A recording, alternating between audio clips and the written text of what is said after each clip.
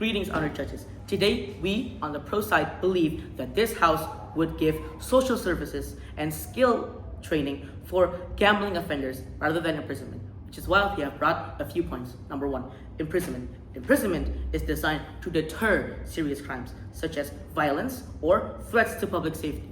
On the other hand, gambling, while harmful, is often addiction-driven or a financial issue, not a violent act, which is why placing these gambling offenders, which are likely students or young adults, in prison does not address the root of the cause, which is their addiction, their stress, and their financial mismanagement, but only punishes their symptom. Alternatively, these sentences, such as community service, counseling, provide a better opportunity for these offenders to be rehabilitated, rather than being stigmatized or traumatized by the prison system. Secondly, rehabilitation is proven to work better than imprisonment. For example, countries such as Norway and New Zealand have these programs that have the rates of repeated offenders that are significantly lower than the prison system, which is why keeping these offenders in community services will keep them connected to society, preventing alienation and reducing the likelihood of relapse into harmful gambling. Number three, economics. Imprisonment. Imprisonment in itself is expensive.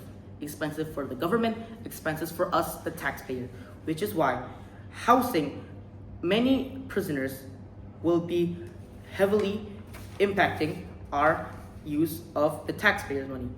Number four, social argument.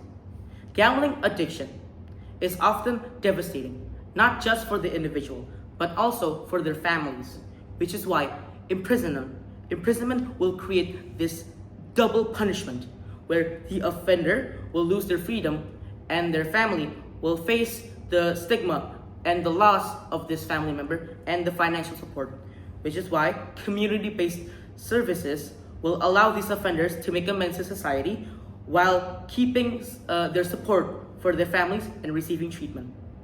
And finally, the benefits. The benefits for society will create a productive contribution through services, reducing prisons overcrowding and lowering taxpayer costs. While for offenders, rehabilitation, social reintegration, and reducing stigma will not only help these victims, but can also help them socialize even better. And for family, they can keep having more support, they can help reduce the suffering and hope for a better reformation. Which is why, in conclusion, imprisoning gambling offenders is both inefficient and unjust.